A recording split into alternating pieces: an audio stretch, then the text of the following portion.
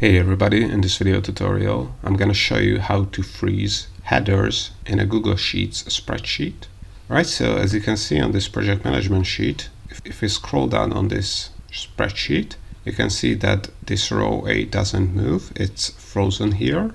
So if you want to do the same and freeze table headers in Google Sheets spreadsheet, here's how to do it. So let me undo this freeze so I can show it to you. So all you have to do is go to the table that you want to freeze the header of. It can be in the first row, but it doesn't necessarily have to be, as in this case it's in row 8, the table header, and select the table header. And then all you have to do is, you have two options. You can either right click on the row you want to freeze, then click on view more actions and select freeze up to row, and you will see the number of the row you have selected. So in this case it's row 8, so freeze up to row 8, and as you can see the table header has been frozen.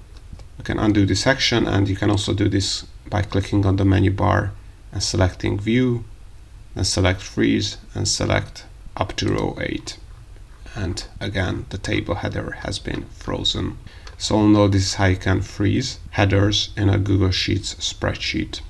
I hope you found this tutorial useful. If you want to get access to our complete Google Sheets function database or our Google Sheets Shortcut Keys ebook for free and other Google Sheets resources and Google Sheets templates, then make sure to check the links in the description below. Also, if you want to learn more about how to use Google Sheets, make sure to check out our YouTube channel and playlists, where you have a ton of tutorials, and more Google Sheets tutorials are coming up, so also make sure to subscribe.